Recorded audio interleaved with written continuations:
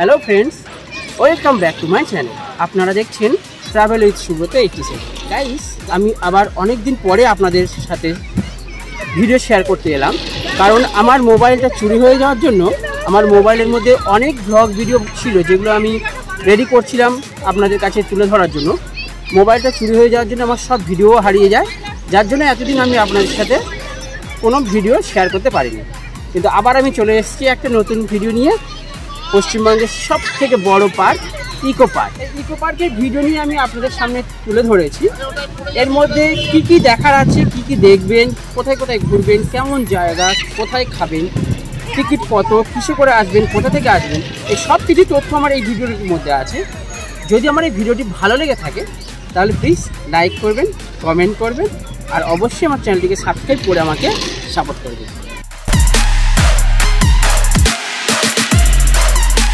Eco পার্কে এরকম gate অনেকগুলো আছে, মিনিমাম 6 থেকে 7টি গেট আছে।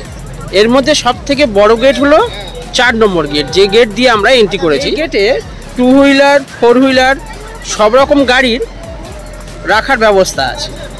এন্ট্রি ফি 2 হুইলারের জন্য 20 টাকা নেয়। আর ইকো পার্কে আসার জন্য সব থেকে কাছের স্টেশন হবে বিধাননগর। এবার পার্সোনাল যারা বাইক নিয়ে 4 চাকা নিয়ে আসবেন আসতে তো পারবেন, কিন্তু যারা মনে করুন ট্রেনে করে গাড়ি করে আসবেন, সব থেকে কাছের স্টেশন বিধাননগরটাই হবে। আর বাসে করে আসতে চাইলে আপনারা বাসে করেও আসতে পারবেন। যারা সাউথ সেকশন থেকে আসবেন তারা নিউ গড়িয়া, পাকশা আকাশ, গড়িয়া এসব জায়গা থেকে বাস পেয়ে যাবেন ডাইরেক্ট। এছাড়া বিধাননগর, দমদম, শিয়ালদা, পাকশা আকাশ সব জায়গা থেকে অটো, ট্যাক্সি, বাস সব কিছুই পাবেন। মেট্রোটা হয়েই যাচ্ছে, পিছনে মেট্রো, আর কিছুদিন পরে চালুও হয়ে যাবে, তখন কারো কোনো অসুবিধাই হবে না, সহজেই ইকো পার্কে পৌঁছে। 4 নম্বর গেট দিয়ে ঢুকছি, আর এই 4 নম্বর গেটের কিন্তু একদম কাছেই রয়েছে 7 ওয়ান্ডার্স, যেটা 4 নম্বর গেট থেকে ঢুকলেই বাঁদিকে। ইকো পার্কের যে গেট দিয়েই ঢুকবেন না কেন, সব গেটের সামনেই টিকিট কাউন্টার পেয়ে যাবেন। আমরা 4 নম্বর গেট দিয়ে ঢুকেছি, ঢুকে একটুখানি সামনে এগিয়ে এসে বাঁ হাতে টিকিট কাউন্টার, এই হলো টিকিট কাউন্টার। 3 বছরের ঊর্ধ্বে সবার জন্য টিকিট 30 টাকা পার হেড। আর একটা কথা বলে দিই, সোমবার কিন্তু ইকো পার্ক বন্ধ থাকে, আর সানডে বা হলিডের দিন সকাল 10:30 থেকে বিকাল সন্ধ্যে 7:30 পর্যন্ত খোলা থাকে। ইকো পার্কে আসলে আপনাদের 7টি দেশ ঘোরা হয়ে যাবে। মানে ইকো পার্কে রয়েছে 7 ওয়ান্ডার্স। এখানে এলে আপনারা বিশ্বের যে 7টি ওয়ান্ডার্স রয়েছে, এই 7টি ওয়ান্ডার্স একসাথেই দেখতে পাবেন ইকো পার্কে। হ্যাঁ, এই 7 ওয়ান্ডার্সে ঢোকার জন্য কিন্তু আলাদা করে আবার টিকিট কাটতে হয় ভিতরে। এর জন্য পার হেড 30 টাকা করে টিকিট, 3 বছরের ঊর্ধ্বে সবার জন্য সমান।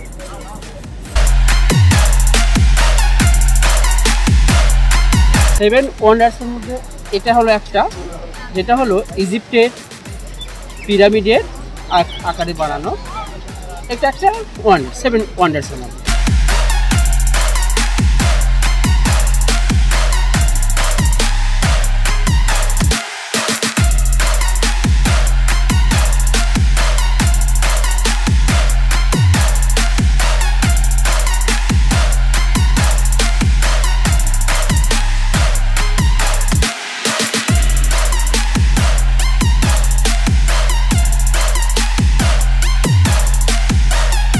এটা ইটালির রোমের কলোসিয়ামের আদলে তৈরি। এটাও একটি 7 ওয়ান্ডার্স, যেটা ইটালিতে আছে।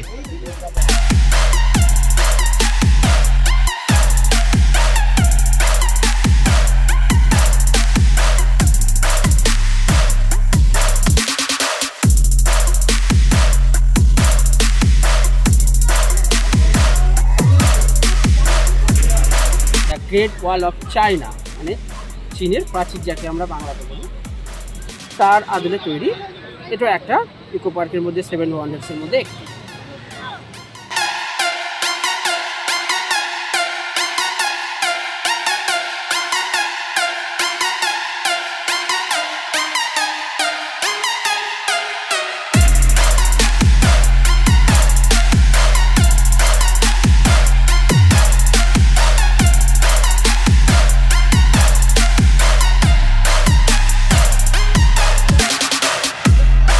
আর এটা তো সবাই জানেন, আমাদের মহান ভারতবর্ষের শাহজাহানের তৈরি তাজমহল। তাজমহলের আদলে বানানো এখানে একটি 7 ওয়ান্ডার্সের মধ্যে একটি।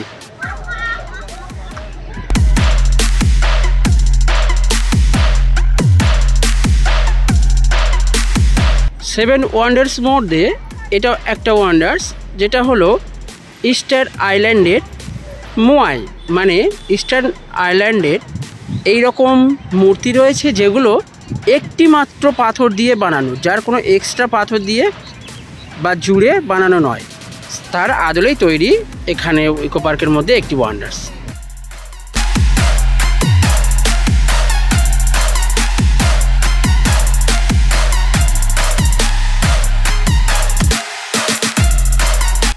আর এটি হলো জর্ডানের রিমোট ভ্যালি, মানে জর্ডানের রিমোট ভ্যালির আদলে বানানো একটি ওয়ান্ডার্স। আর দিস ইজ লাস্ট ওয়ান 7 ওয়ান্ডার্সের মধ্যে, যেটি হলো লন্ডনের যিশুদা, মানে যিশু খ্রিস্টের স্ট্যাচু রয়েছে, যেটি রয়েছে লন্ডনের রিও ডি জেনেরিওতে।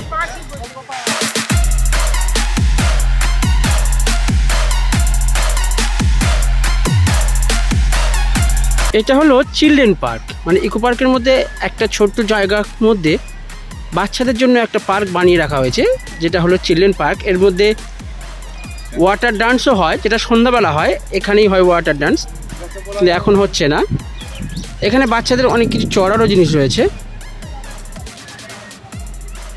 এই যে দেখতে পাচ্ছেন 1, 2, 3 এরকম অনেক কিছু রয়েছে, যা বাচ্চারা এসে এখানে এনজয় করতে পারবে। এখন আমি চলে এসেছি দার্জিলিংয়ের ঘুমে, না এটা দার্জিলিংয়ের ঘুম না, এটা হলো ইকো পার্কের মধ্যে কৃত্রিমভাবে তৈরি করা ঘুম স্টেশন, যেটা দার্জিলিংয়ের ঘুম স্টেশনের আদলে তৈরি করা। দেখতে পাচ্ছেন একটা টয় ট্রেন দাঁড়িয়েও আছে। এই বিকালে এখানে টয় ট্রেন চালুও হয়, যাতে করে আপনারা পুরো পার্কটা টয় ট্রেনে করে ঘুরে আসতে পারবেন। এই পিছনেই আমার পিছনে ঘুম স্টেশন, মানে ঘুম মানে দার্জিলিংয়ের ঘুম না, ইকো পার্কের ঘুম স্টেশন।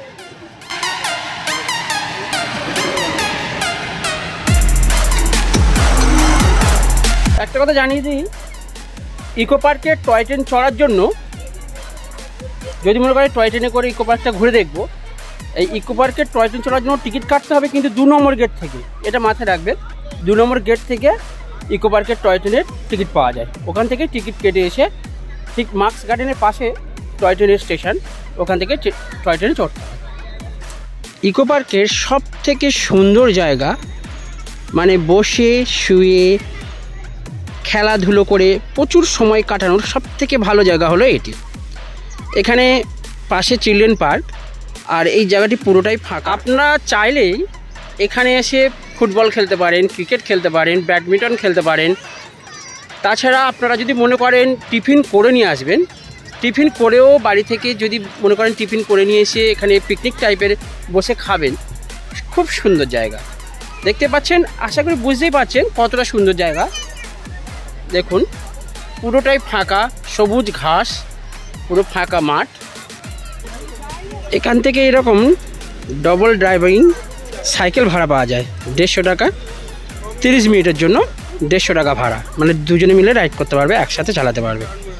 তাতে কি হবে, আপনি এই পুরো পার্কটাকে সাইকেল চালিয়ে ঘুরে এসে দেখতে পারবেন। এই যে ফাঁকা মাঠ আর মা দুর্গার স্ট্যাচু রয়েছে, ঠিক তার পাশেই সাইকেলিং সেন্টার, যেখান থেকে আপনি সাইকেল ভাড়া করে পার্কটিতে ঘুরে আসতে পারবেন। আর এটা যেমন তেমন সাইকেল না, দুজনে চালানো যাবে, দুজনেই চালাতে পারবে।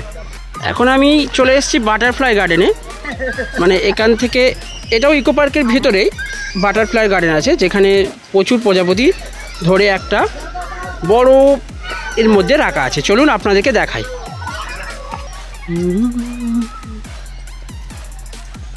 এই বাটারফ্লাই গার্ডেনে দেখছেন এইভাবে একটা খাঁচা মতো করা, অনেক বড়, যেটা আপনার ঘুরে ঘুরে দেখতে হবে। এর ভিতরে ভিডিওগ্রাফি অ্যালাউ নেই বা ফটোগ্রাফি অ্যালাউ নেই, তাই ভিডিও করতে পারলাম না। এর মধ্যে আছে কিছু প্রজাপতি আছে, উড়ে উড়ে বেড়াচ্ছে, আর গাছপালা এই। তবে ওর ভিতরটা যতটা ভালো, তার থেকে ওর বাইরের প্রকৃতির সুন্দরটা অনেক সুন্দর। এই মুহূর্তে চলে এসেছি আমরা হেলিকোনিয়া গার্ডেনে। চলুন হেলিকোনিয়া গাছগুলোকে দেখাই। এই গার্ডেনটা পুরোটাই হেলিকোনিয়া প্ল্যান্ট দিয়ে তৈরি, মানে এই গার্ডেনের মধ্যে প্রচুর হেলিকোনিয়া প্ল্যান্ট দেখতে পাবেন, তাই এই গার্ডেনটার নাম হেলিকোনিয়া গার্ডেন। চলুন এবার গার্ডেনের ভিতরটা একটু দেখাই। এটাই হলো হেলিকোনিয়া প্ল্যান্ট গার্ডেন। ভিতরটা খুবই সুন্দর, চারিদিকে হেলিকোনিয়া প্ল্যান্ট রয়েছে, ফুল রয়েছে, ছোট রয়েছে ঝিল। হেলিকোনিয়া গার্ডেনের মধ্যে এই ফুল গাছগুলো রয়েছে।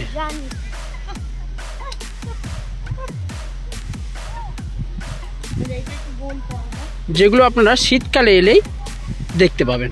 যদিও এখন শীতের প্রায় শেষ, তাই অনেক ফুল ঝিমিয়ে পড়েছে। এই হেলিকোনিয়া গার্ডেনের মধ্যে যে পুলটা রয়েছে, এই পুলে বোটিংও হয়।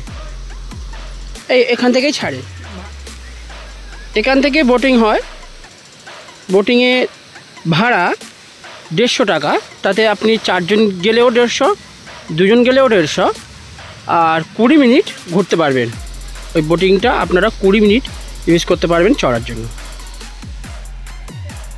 হেলিকোনিয়া গার্ডেনের মধ্যে একটা কাঁচের ফাইবারের রুম বানানো আছে, যার মধ্যে রয়েছে ক্যাকটাস, অনেক প্রজাতির ক্যাকটাস এলে এখানে দেখতে পাবেন।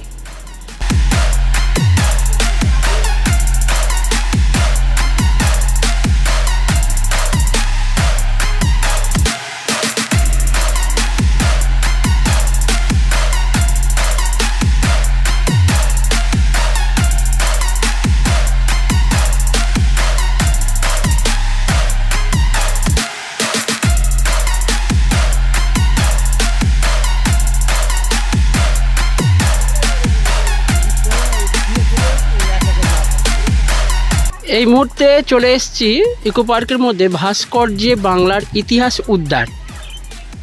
এখন এই ভাস্কর্যে বাংলার ইতিহাস উদ্যানে আমি ঢুকবো, কি আছে আপনাদেরকে দেখাবো।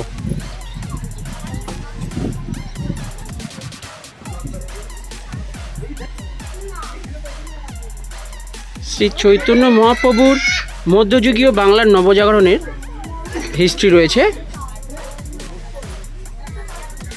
মানে এইভাবে তুলে ধরা রয়েছে হিস্ট্রি।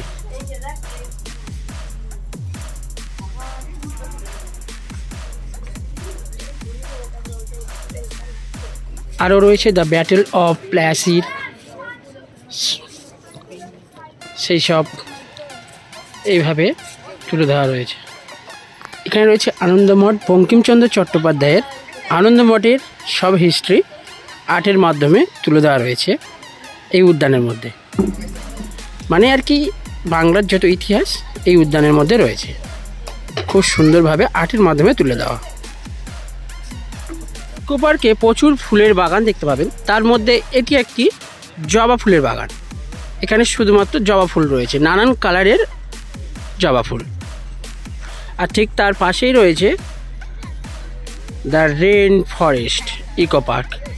এই বাগানের মধ্যে আপনারা অনেক রকম গাছ দেখতে পাবেন, দারচিনি গাছ, কুল গাছ, তেঁতুল গাছ। এই গার্ডেন মানে রেন ফরেস্ট যে গার্ডেনটি, এর মধ্যে অনেক রকম গাছ তো দেখতে পাবেন।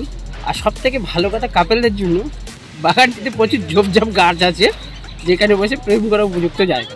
এই বাগানটির মধ্যে প্রচুর গাছ আছে, ঝোপঝোপ গাছও আছে, যেখানে বসে লাভাররা প্রেমও করতে পারবে। খুব সুন্দর বাগান এই বাগানটি, দেখে নিন এখন কত গাছ।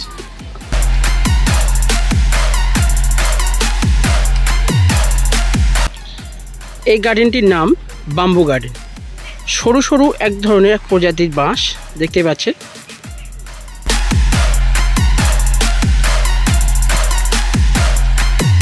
গাছের গোড়াগুলো পরিষ্কার, দেখতেও সুন্দর। এই বাগানটির নাম বাম্বু গার্ডেন, যেটা ইকো পার্কের মধ্যে এলে দেখতে পাবেন। বাম্বু গার্ডেনটির সৌন্দর্য আমি আপনাদেরকে দেখাচ্ছি। দেখুন চারিদিকে বাম্বু মানে বাঁশ গাছ, মাঝখানে একটা ফুড স্টল, আর ফুড স্টলটার 3 দিকে জল, চারিদিকেই জল ধরতে গেলে, আর চারিদিকেই বাম্বু। আপনাদের কি নিয়ে ঢুকবো রোজ গার্ডেনে। কত রকম রোজ দেখবেন, আসতে হবে তার জন্য ইকো পার্কে। সাদা গোলাপ, লাল গোলাপ, বেগুনি গোলাপ, কালো গোলাপ, কত রকমের গোলাপ দেখবেন। ইকো পার্কে আসতে হবে তার জন্য, দেখার জন্য। এটা রোজ গার্ডেন, চারিদিকে গোলাপ, শুধু গোলাপ, শুধু গোলাপ দেখুন।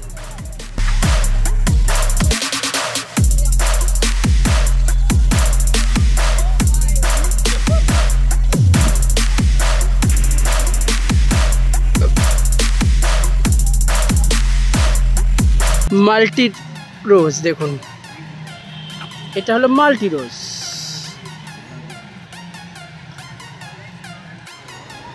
ইকো পার্কে ভিতরে যে বোটগুলো আছে আপনারা এসে এখানে স্পিড বোটও চড়তে পারবেন, ভাড়া 50 টাকা পার হেড। আর এই হলো ইকো পার্কের সেই ঝিল, 1200 একর জায়গার উপরে যে ঝিলটা রয়েছে। আর এই যে ঝিলের মাঝখানে যে দ্বীপটি দেখতে পাচ্ছেন, ওর মধ্যেই হয় দিদি নাম্বার 1-এর শুটিং, অনেক কিছু শুটিং হয়। আর ওখানে রেস্টুরেন্টও রয়েছে। ওখানে যাওয়ার জন্য ওই যে বড় যে নৌকাটি যাচ্ছে ওটাতে করে আপনাকে ফ্রিতে নিয়ে যাবে, কিন্তু ফেরার সময় ওখানে রেস্টুরেন্টের কোনো একটা খাবারের বিল দেখাতে হবে, তবে ওরা আপনাদেরকে নিয়ে এই পাড়ে এসে পৌঁছে দেবে।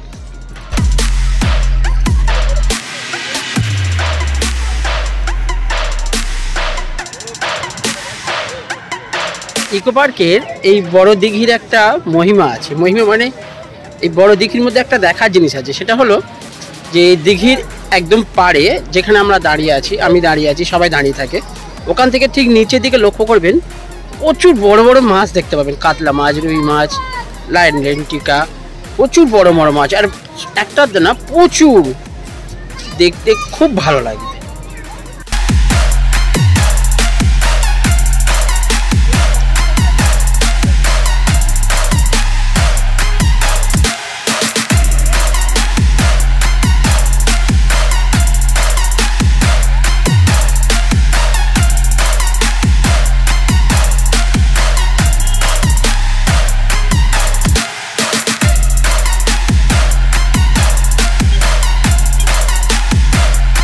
এখন আমি রয়েছি ইকো পার্কের একদম মিডিলে, মানে আমার পিছনেই রোজ গার্ডেন, রোজ গার্ডেনের পিছনেই বড় দিঘিটা, আর এইটা পিছনে মার্কস গার্ডেন, এদিকে বাম্বু গার্ডেন, এদিকে রেন ফরেস্ট, ওইদিকে রোজ গার্ডেন, পুরো মিডিল। এটা হলো মিডিল, আর মিডিলটা খুব সুন্দর। আর এইটি হলো মার্কস গার্ডেন, ইকো পার্কের মার্কস গার্ডেন। মানে বিভিন্ন রাজ্যের যে কলা, নৃত্যকলা থাকে, সে প্রত্যেকটা রাজ্যের এক একটা কলার মূর্তি তুলে দেওয়া হয়েছে। এটি একদম ইকো পার্কের ঠিক মিডিল পয়েন্ট বলতে গেলেই চলে। চারিদিকে মার্কস, তার মাঝখান দিয়ে রোড।